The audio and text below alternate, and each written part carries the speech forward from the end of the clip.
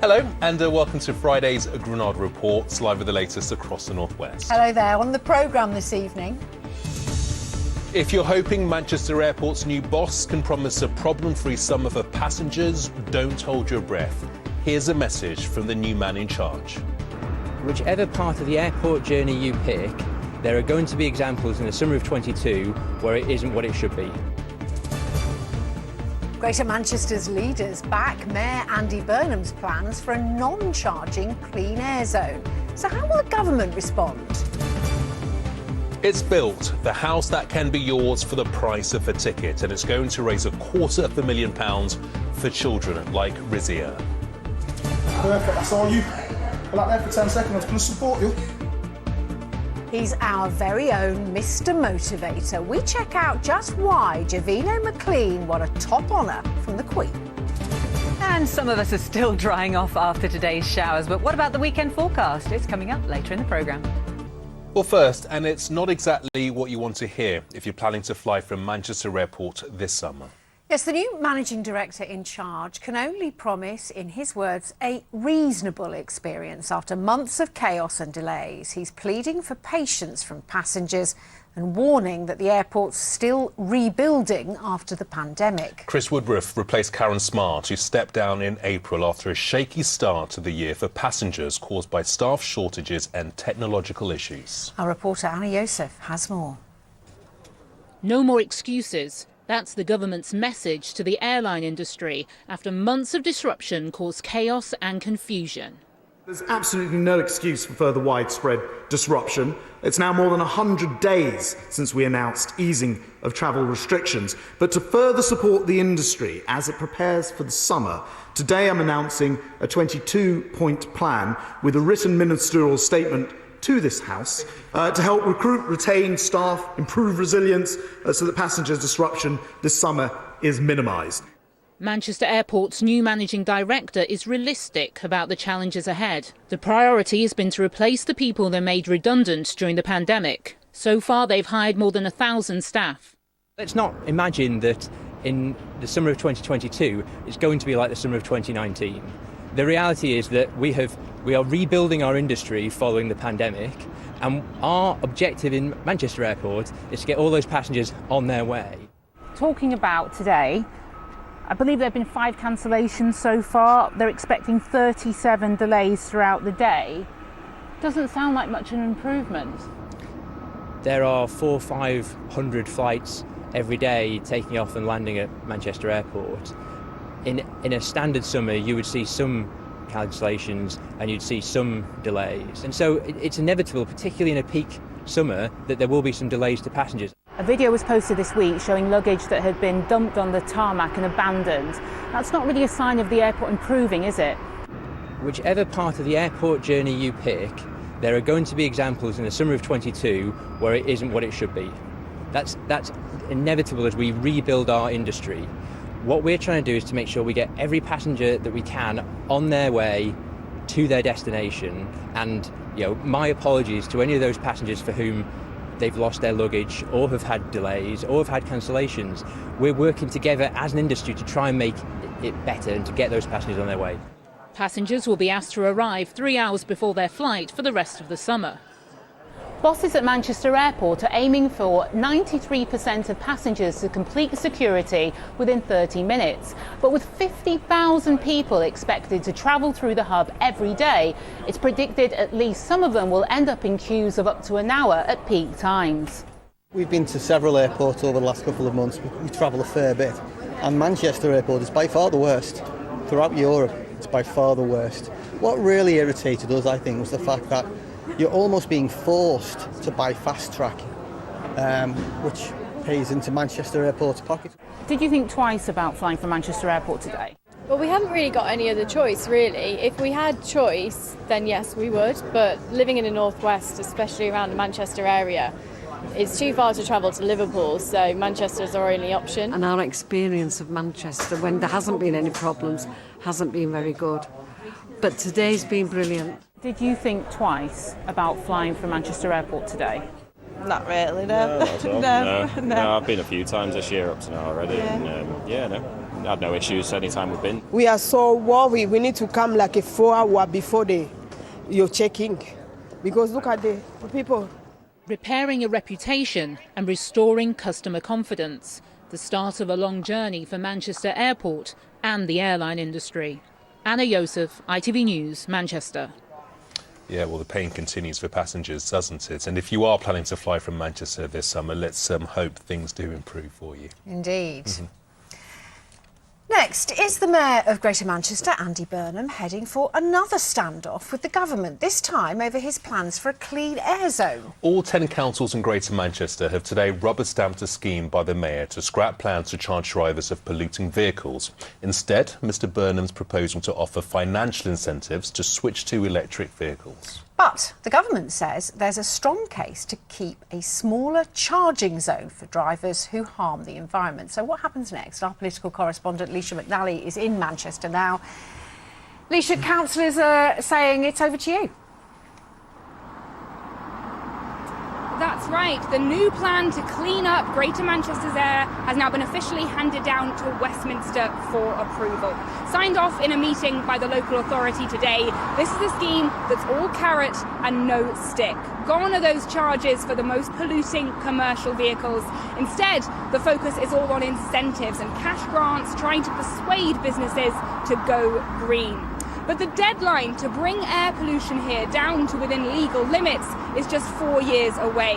And this week, the Environment Secretary said that the evidence so far suggests that a smaller charging zone just within central Manchester may be needed to make it happen on time. Well, earlier today, I spoke to the Greater Manchester Mayor, Andy Burnham, and asked him how confident he is that this new non-charging approach will actually work. Very confident. I say that knowing the change we've already brought about in our bus fleet. So, if you go back just a few years ago, the majority of buses would have been non-compliant. Now 4 in 5 of our buses are compliant. Who takes responsibility if you're wrong?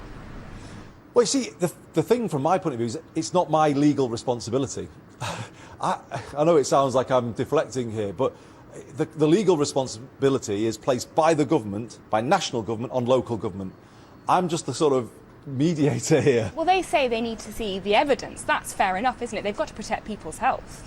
They do need to see the evidence, and that has gone into them today. It's a very detailed piece of work, and that shows how this can be done via the approach that we're suggesting. And what I'm surprised about, I've been waiting all week actually for the phone call to say, can you come down and can we discuss this? And it's never come. As you know, you've heard it a lot. Some say you only backed away from the original plan when you realised it was politically unpopular. In the face of a climate crisis, do brave decisions not have to be taken? I mean, that criticism isn't true, that it was just the backlash that made me go, no, I mean, that isn't true. Because I can prove that by saying I commissioned research in 2021, in the second half of 2021. I was getting worried about what I was hearing about the difficulty of buying new vehicles. Can you guarantee that there will never be a charging zone in central Manchester? I can't guarantee that because always the final arbiter was the government. The position of Greater Manchester is clear, and I'm glad to be able to send that message back down to London via Granada reports tonight. And it's simply this: if you want charges, Conservative government, you will have to impose them on us. So, Leisha, that was Andy Burnham speaking to you earlier today. Where do we go from here? Well, that's a very good question, Gamal, but I'm afraid we're going to have to wait for the answer. The government says it doesn't want to impose unnecessary charges on Greater Manchester and is very open to any alternatives, as long as it's a plan that will genuinely tackle air pollution and protect people's health. So we'll now go through all the evidence that Greater Manchester has presented today to see how convinced it is by the new proposal. That could take some time. The document is more than 300 pages long and the stakes are very high. Both sides may well be keen to try to avoid that very heated back and forth that we've seen over the last year. There were really no winners there. But if they reach different conclusions about whether or not some drivers should be charged, it certainly won't be the end of the road for the political row. Yep, it's been a saga so far. It'll continue. Leisha, thanks very much for that. Well, next, so the woman who says friends actually deserted her when she came out as queer. At Oceanaid wasn't deterred, though. She created a community group for queer people of colour. place she says helped her accept who she is. She is the 5th person to feature in our Pride series this week.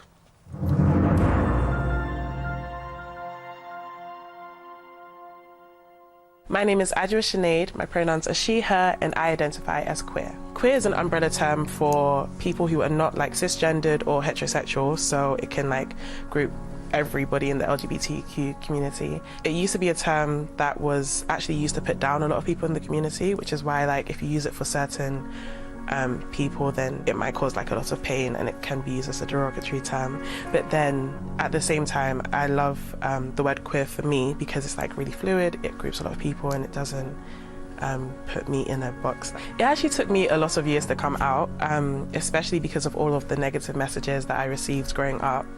In particular, when I was actually in year 7, somebody started a rumour that I was a lesbian, and so from that I realised that a lot of people stopped talking to me. I felt really isolated, and I realised that, before I even say anything, if somebody thinks that I'm a part of this community, that's how I'm treated. So then it made me close within myself, not talk to anybody about my sexuality, so it was really hard for a lot of years. But then when it got to 6th form, there was a girl that I had a strong crush on, and so even though I was trying to ignore my feelings, it got to a point where I was okay, yeah, you like girls as well. And unfortunately, I did actually lose quite a lot of friends through that period, but I had 2 amazing friends.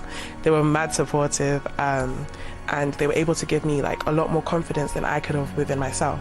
I was able to basically see what unconditional love is, somebody loving me for all the aspects of myself, not just tolerating me because of my sexuality or gender. I feel I celebrate Pride all year round, so what really helps me is actually trying to give back to my community. So I'm actually a part of this group called Black, which is for Black and queer young people, and we run events, there's community groups, there's going to be a lot more activities, and it's being surrounded by people who accept you fully for who you are, and that really helps you to feel comfortable within yourself, because I feel if people are ashamed of a part of your identity and you hang around them a lot, then that shame and that shame can kind of seep into you and how you feel. To my queer siblings, happy Pride. You deserve to be loved, you deserve to be respected, you deserve to feel like you deserve a place in this world. You are amazing, I love you, I respect you, I value you. Happy Pride Month, everybody.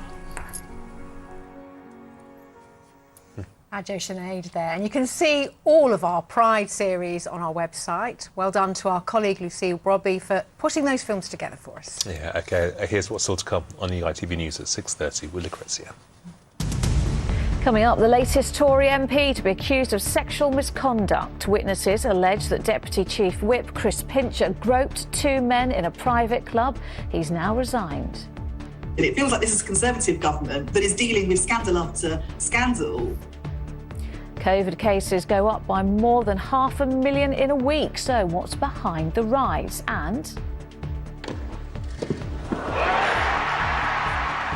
all smiles for Brit Heather Watson at Wimbledon. She makes it through to the 4th round for the first time. Well, join me for those stories and more at 6:30. Next, and a first for our region and we think the country. It's a brand new house that's been donated by the builders to raise £250,000 for seriously ill children. Yeah, those of you with very good memories might recall that in January we reported work has started on the house on a new estate at Fenniscoles in Lancashire. Well, the good news is it's now built. Anyone who wants to win it can still enter a special prize draw, and every penny raised is going to Derry House Children's Hospice in Chorley. This report by our correspondent Andy Bonner starts there with a little girl in desperate need of a life-saving operation. Rizia loves coming to Derry House. Learning to swim is just one of the things she does here.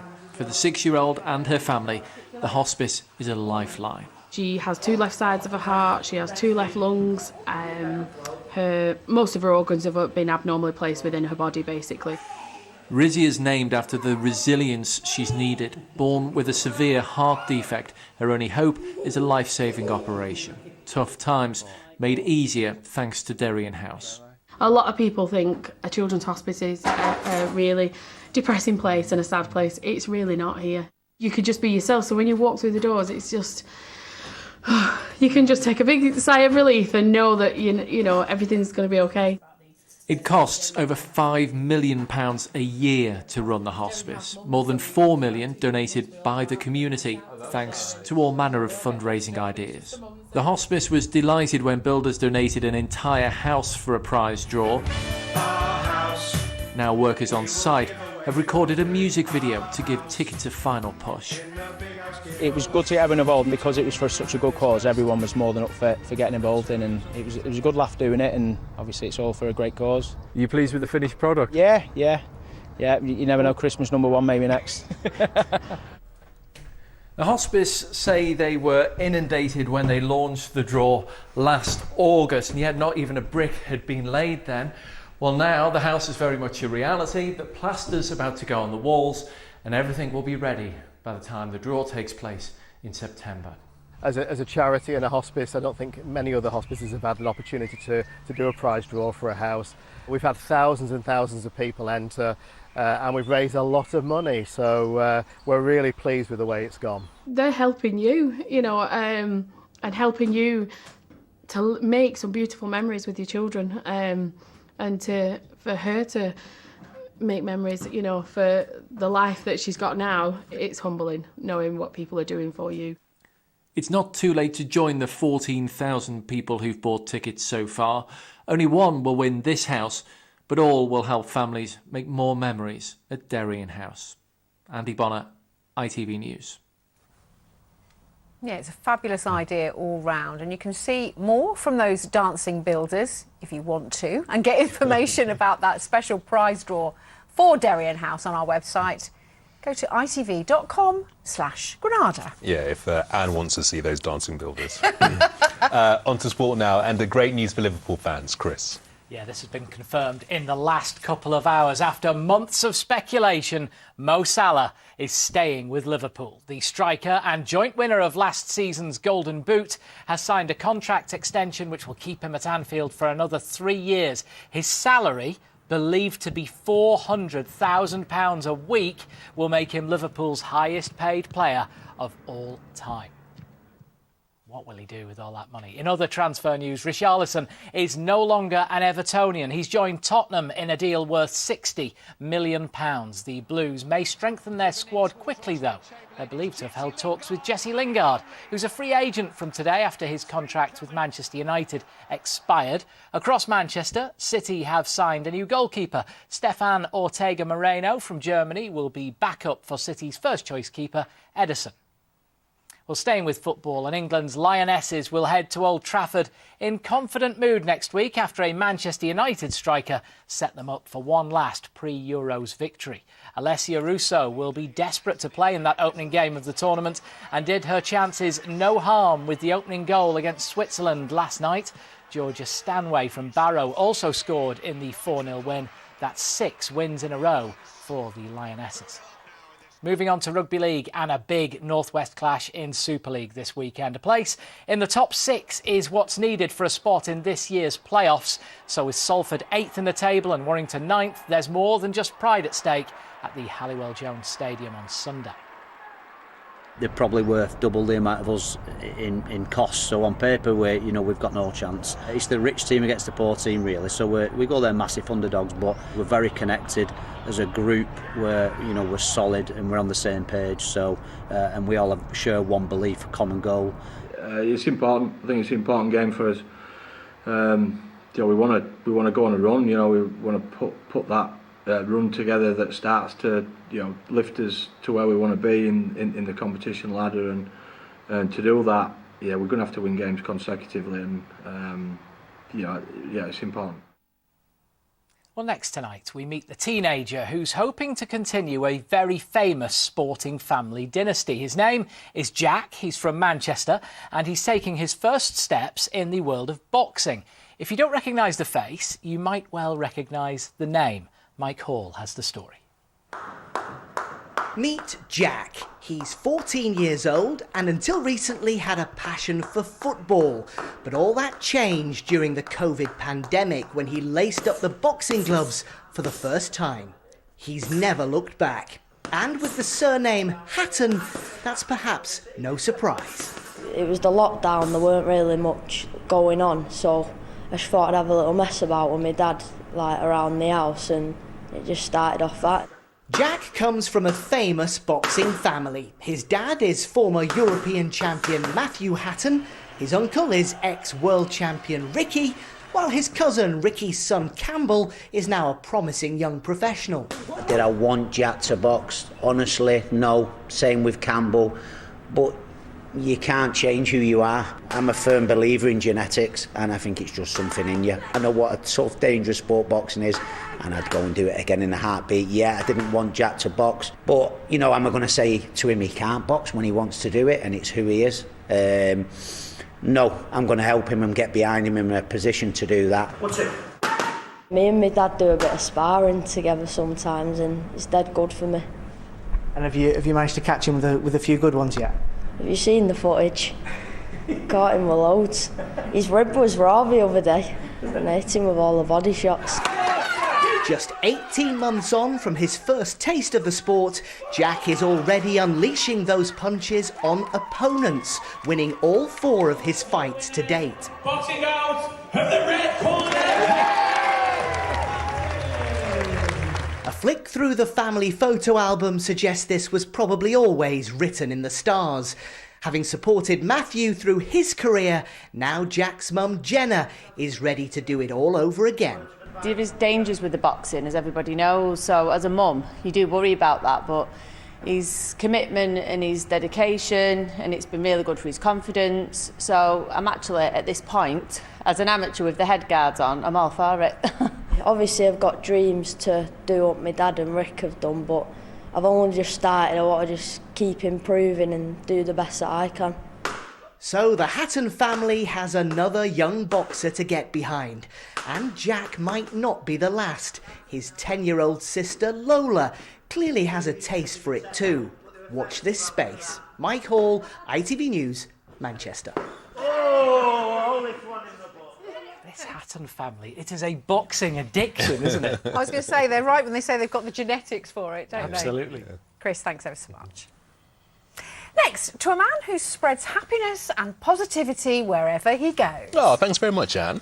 OK, it's another man who spreads happiness and positivity then. I'm talking about Javino McLean. He was here a few weeks ago to tell us about winning the Queen's Jubilee Community Hero Award. Yeah, so we decided to see why he and I are so special. Our reporter Jamal Williams-Thomas tracked him down to his health centre in Manchester, where he runs free sessions for people with disabilities. See your face, see your name, see adaptability, see perseverance, see your champion. This is officially the world's largest indoor wheelchair exercise class with 101 participants. A lot of people for one event, but at one stage Javino McLean was used to as many as 140 people turning up to his classes every week. Now he's delivering his sessions to disabled and elderly people in a smaller, more intimate setting. Time perfect, I saw you. I like there for 10 seconds, I was going to support you. Even though I'm a person that's been in more or less a lot of the gyms in Manchester, I don't like the way gyms have traditionally made people feel. Gyms can be quite intimidating and stuff, but I'm going to change the definition of gym to a place where anybody will feel welcome, where when you come in there's no sense of loneliness, there's no sense of somebody judging you. It's just a place where within 7 seconds I want you to feel warm, welcome and ready to go. A major report by the Activity Alliance has identified that disabled people feel forgotten about in the pandemic recovery when it comes to exercise.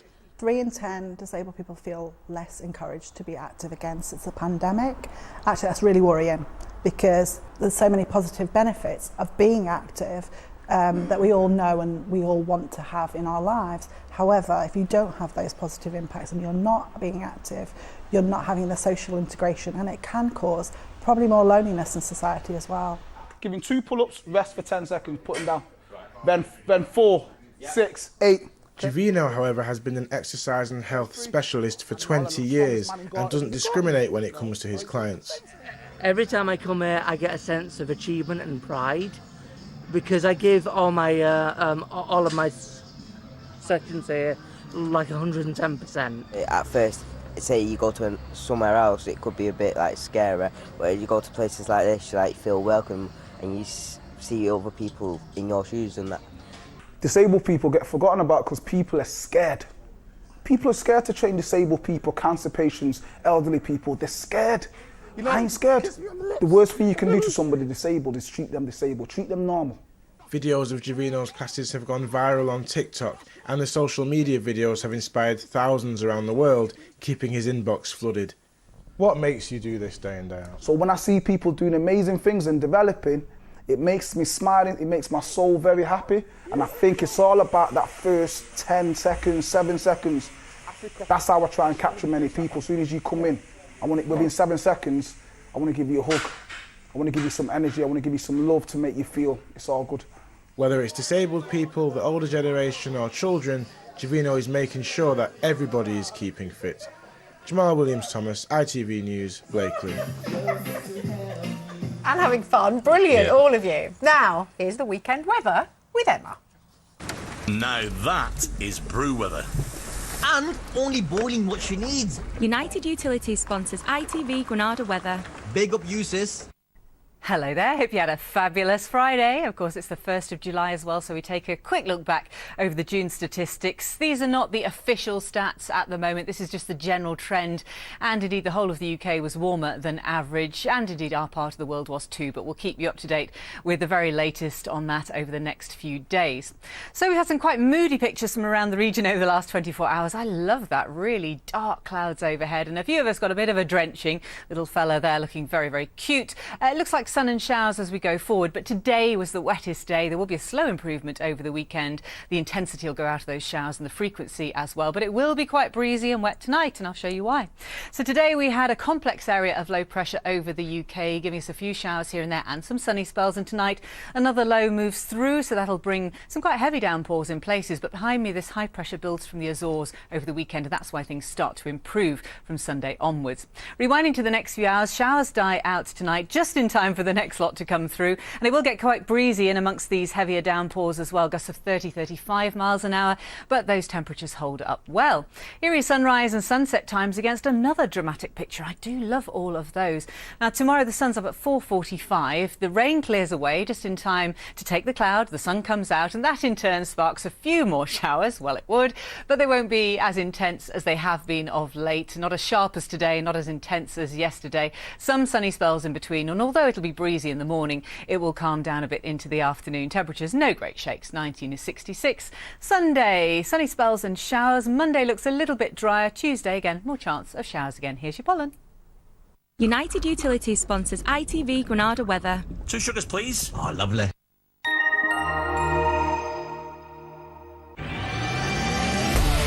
Hello, summer. Piri sponsors ITV pollen count.